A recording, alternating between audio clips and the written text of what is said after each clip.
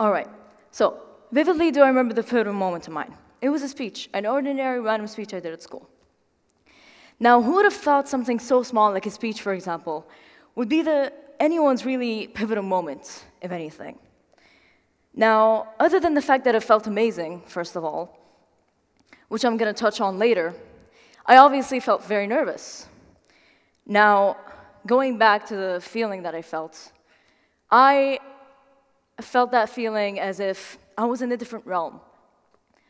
The grass was greener. The world in itself had more like color spread around it than ever before. Now, obviously, as I said before, I was very, very nervous. Now, why would you, the audience, care about, oh, what pivotal moments I had, or any of that sort? So the reason why, right, is because obviously nervousness is very, I guess, driven by one very specific feeling: fear. Now, what specific fear I'm talking about? This fear, there's a specific fear inside of us that kind of drives us to this constant state of paralyzation. It's as if it's a moment in which your bones are so stiff you can't even move to the highest potential. So, why do people have this fear, and why would people even care about what I'm saying? I believe one of the leading factors for the masses to go even through such an issue in the first place is the very unjust standards that are placed on us every second of the day. That in this case are like cages that hold us back from being who we really want to be. And they're like chains. They're like chains that really kind of pull us back. Actually, now that I think about it, these aren't even supposed to be called standards of anything. They should be called barriers. So, from day to day, we are told that we have the freedom to say whatever we want to say. No limitations are involved in any way. And we are able to do whatever we want in life. Now that is just as true as telling a hamster that is locked in its own circle running to nowhere that it's free. So, the fear of being ourselves, or even speaking our minds, is, as I've said before, is the effect of a very specific cause.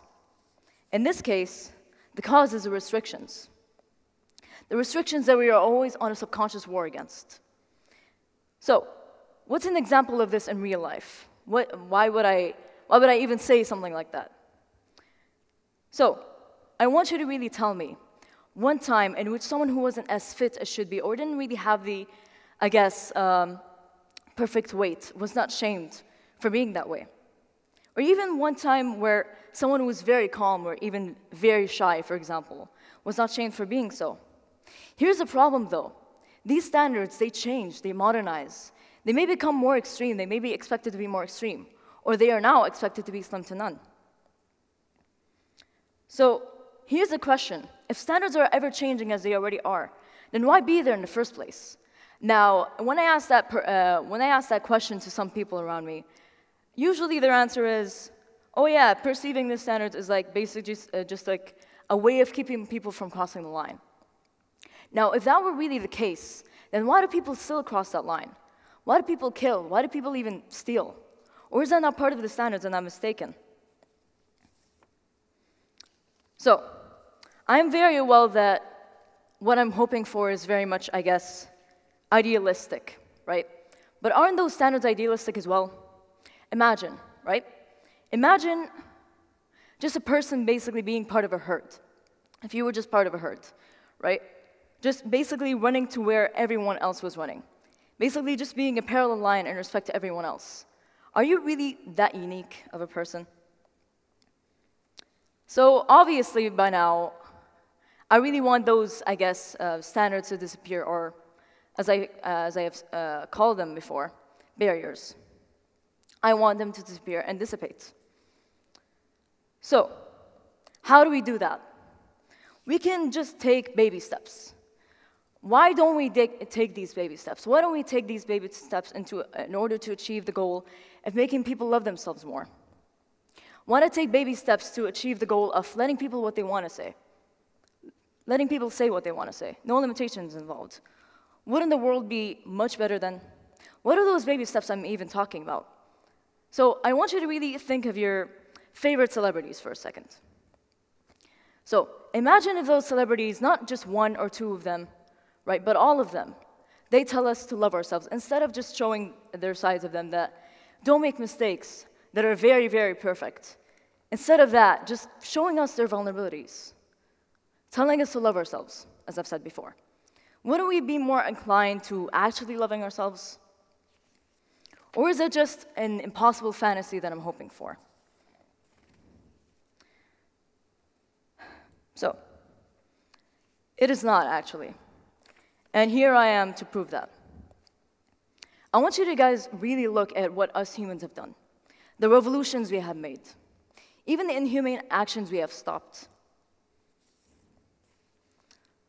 So, now, yes, people can be so strong as to be able to break out of these chains, break out of these standards, break out of these rules that are put on us every second of the day. But guess what? These very people are shamed for being so, shamed for doing so. They're shamed for making that decision. Why? Why do we expect so much out of ourselves when we are the definition of imperfect perfection? When are we going to finally accept the fact that we are different? And these differences are not a point of shame, but a point of, I'm proud of this. I'm proud of these differences that I have. Why do such standards even exist? More particularly, why be existent if not persistent? Exactly, it shouldn't be. And hopefully in, I guess, a day's time or even a year's time, it won't be. If you're still asking why not, why should these standards be eliminated? Why should these barriers be eliminated? Then you're missing my point. My point is not that they're the worst thing in the world, but that the world would be way better off without them. The reason why I'm here is genuinely because the sight of people tearing up at the words of others and their own thoughts that invade them in the middle of the night is a sight I cannot withstand. Not anymore. Not when I have the opportunity to change what has been written in the books of society. Not when I am able to change the perceiving of others. This idea that our mind has complete control in this idea, right? Actually, we are the ones that are in control of everything around us. We have control over our own minds, over our own thoughts. We believe that these revolutions are just the end of the chapters, when really they're just the beginning. So why not finish these revolutions that are yet to come to an end? Why not finish these inhumane actions that are still going on in today's world? And why not even eliminate these thoughts that are implanted in people's minds that destroy ourselves and others? We are living in an illusion, a beautiful illusion at that. What could go so wrong if we basically just eliminate these thoughts? What could go so wrong if we stop these constant and inconsistent hallucinations that keep us up at night, that keep our thoughts running to no finish line? What could go so wrong if we take that love, that blind and foolish love that we give to others that don't even deserve it, usually, and invest it in what is most important, ourselves?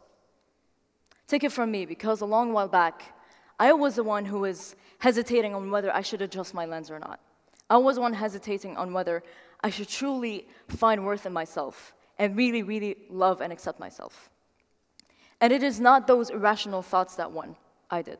Thank you.